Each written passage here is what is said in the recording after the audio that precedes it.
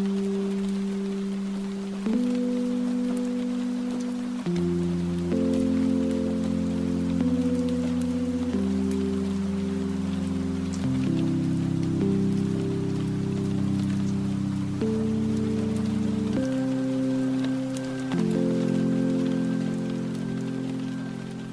Was Raining in Minneapolis. Written and directed by Tony Del Degan. Starring Geordie Cheeseman as Bill, Joel Braun as Richie, and Marlo Hepburn as the narrator.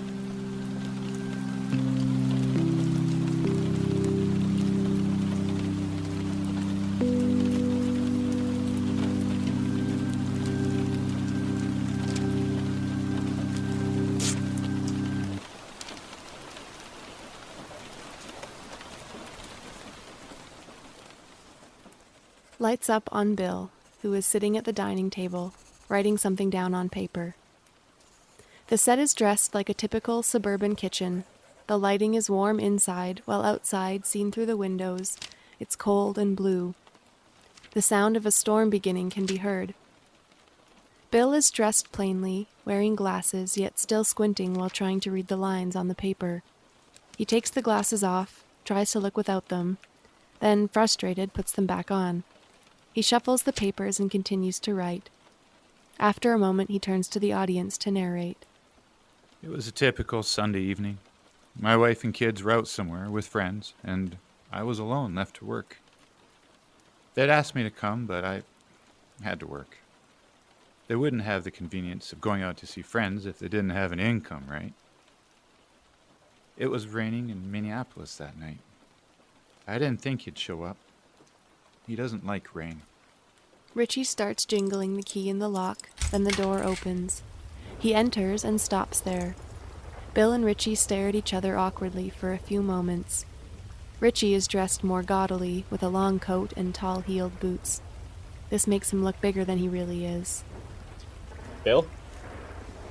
What are you doing here? Richie closes the door and walks in, glancing about, as if he's judging the meagerness of the kitchen. He turns to his brother and notices the papers he's writing on, walking over and looking down at them. He reads them, then looks up at Bill. Is that real? Yeah, that's real. You want to answer me? Richie stands there in silence for a moment, as if what he just saw has made him think. He snaps back to reality and walks back over to the kitchen. I was looking for something. Bill turns in his chair. What? You have everything already, don't you? Bill. No, really. What could you possibly want in my house, huh? I don't have much left to take, Richie. Richie starts looking through cupboards like a thief robbing a house. Bill looks at him in disbelief. Are you serious? Fine asshole. Raid my house. See if I care. Take everything. Not like my kid would mind if her uncle stole all of our stuff. Would you shut up, huh? I just came in to get this thing, then I'm gone. You'll never see me again. I won't exist.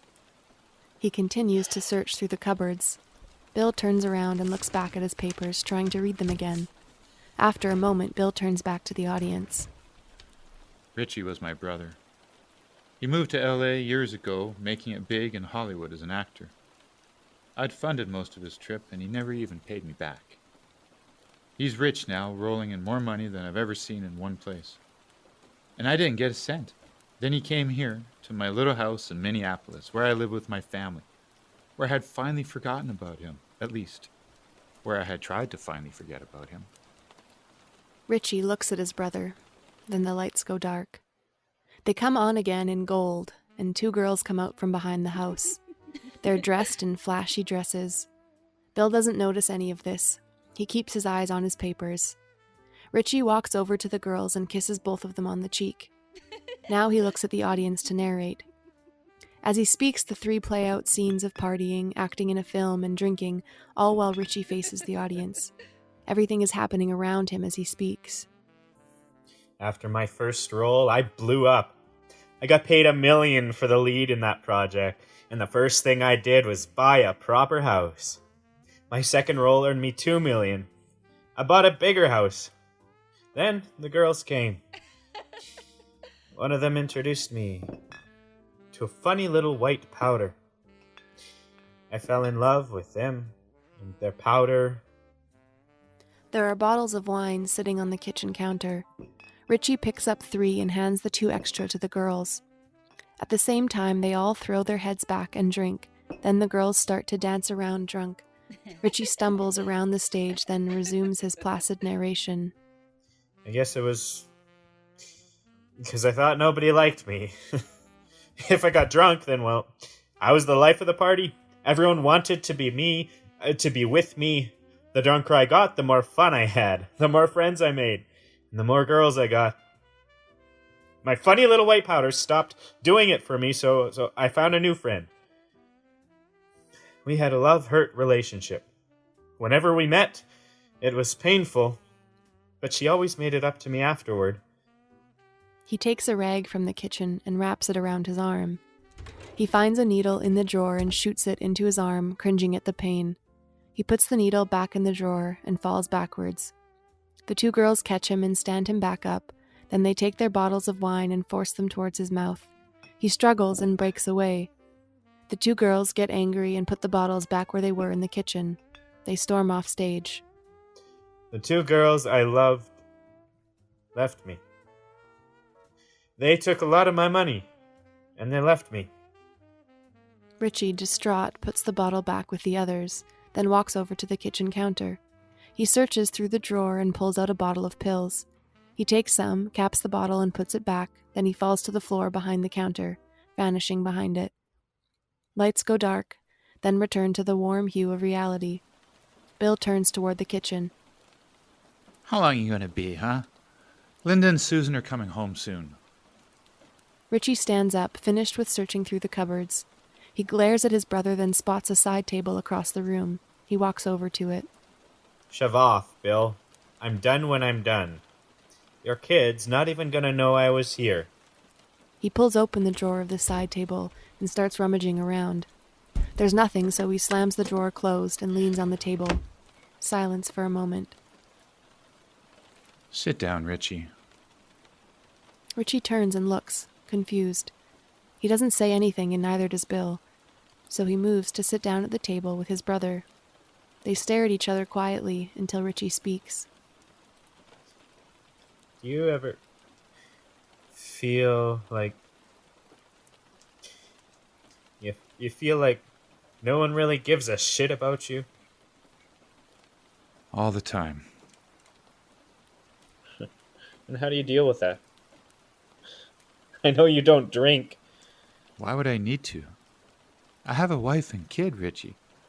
That's how I deal with that. You don't get it, do you? My God, I never should have sent you to L.A. That's not what this is about, Bill. Just answer my question. Jesus Christ. It's about perspective. It's not about how many girls you sleep with. It's not a competition. You know what happens when you meet that many girls? They're not real. They're not going to satisfy what you want them to satisfy, because at the end of the day, Richie, you'll be more alone than you were when you started. If you find one girl who loves you, who's meant to be with you for the rest of your life, that's going to show you that you're worth it. Everyone in the world can hate your guts, but as long as that one person loves you more than anything, that shit doesn't matter. That's Susan for me, Richie. It's not about the girls, Bill. Oh, sure, okay. But the girls are part of it, aren't they? Your problem is insecurity. Oh, Jesus! No, really, it is. Grow up and realize that. I get it, Richie. I really do. I feel the same way sometimes. You know I'm anxious. How do I deal with that, though? That's what matters. You drown your problems in alcohol and women, and I don't. There's your problem. There are 1,000 ways to feel adequate, Richie. Getting hammered and snorting coke shouldn't even be on your list. Richie gets quiet for a moment. You understand, huh? Do you have friends in L.A.? Real ones. The ones who gave you coke are not real, in case you couldn't tell. Yeah, I guess. Well, who are they? The guy who gave me my first role. He still talks with me all the time. We went out for a drink a couple days ago. Oh, not at a party, just at a bar. My friend Rose. She's an actor. I was in her first film, so I was kind of a role model for her, but now we're good friends. What does she look like? Jesus, Bill. Hey, tell me, dumbass. She's a little shorter than me. Must be tiny then. Shut up. She's got this short dark hair, and her eyes are really pretty. She wears red lipstick all the time. Chanel, I think. Cherry red or something. I think she told me. Is she pretty? Bill. Is she pretty? Yeah, I guess. You guess. Okay, asshole. She's pretty.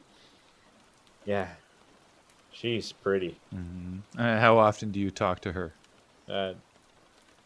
Once a week or something. Maybe 2.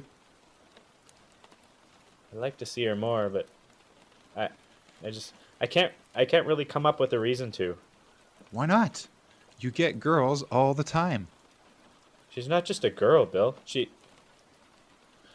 I can't treat her like that. Like I treat all the rest of them. So you love her? No! I don't love her. She's just a friend, all right? Richie, I can't... Seriously, this is your way out, you understand? This is the one girl you don't want to treat like a prostitute. She obviously means something to you, so let her be your way out. Away from the alcohol and the drugs. I can't, okay? She's a friend. If I ask her out, she says no, then I lose a friend. I don't have many of those right now, like I told you. So you're going to let her go out with other guys. You're just going to live your life with her as a friend, screwing other women and feeling like shit whenever you see her. Huh? Richie, this is your opportunity to get out of this situation. Get out? What do I lose if I get out, huh? My career? Why would you lose your career by not taking drugs? I don't know, Bill. I'm just going to get what I came for and leave. And what did you come for, huh?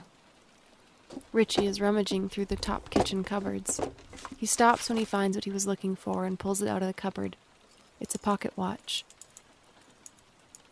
I can't believe you had this. Bill doesn't say anything. Richie scowls across the kitchen at him. Dad gave this to me. Me! Okay? Why'd you take it out of my luggage when I left, huh? You stole it from me! 'Cause I'm being evicted! They stop and stare at each other. Bill turns and picks up the papers from the table, lifting them to show Richie. Evicted, Richie. Evicted. That's why Susan and Linda are talking to their friends. They're asking if we can stay there. That's why I took your watch. So I could pawn it and feed it my family. You're rich, you greedy bastard. You weren't even here to help me. You're off in L.A. getting wasted, blowing all your cash. I don't have the cash to blow, Richie. I lost my money to send you there. Well, why didn't you tell me? 'Cause how could I? How could I ruin your dream when I was the only one who could make it happen? I was betting on you, Richie, betting that you'd come back and repay me, that you'd save me from going under, but no shit, you didn't. Richie stands there with the watch in his hand, staring at his brother. No one speaks for a moment. After a while, Bill puts the eviction papers back down on the table and sits in the chair, turning away from his brother. Richie looks down at the watch, then at Bill. I'm gonna miss my flight. Bill says nothing. Richie starts to leave, but stops at the door, turning back to the kitchen. He sets the watch down onto the counter, glances once more at his brother, then leaves through the door. Bill turns to the audience once his brother's gone.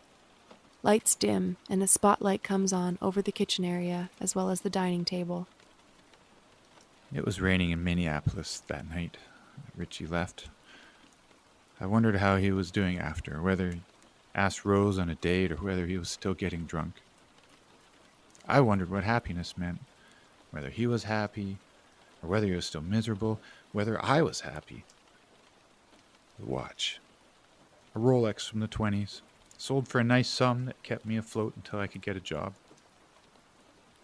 But one day I turned on the news and instantly broke down crying. Richie had overdosed on meth. Normal lighting returns after a dramatic pause. The back door opens and a female voice calls Bill's name. Bill gets up from the table, hiding the eviction papers and putting a smile on his face. He turns to start walking towards the back door, but stops when he notices the watch on the counter. He picks it up and looks at the door Richie had left through. Then he takes it and hangs it by the chain it's attached to over one of the bottles on the counter so that the audience can see it clearly. As he leaves the stage to greet his wife and daughter, a spotlight comes on over the watch so that only the watch and the bottle it hangs from can be seen. We hear the rain drumming against the windows and the roof. Then, as the lights go dark, it holds for a moment, still drumming. Then it fades. Blackout.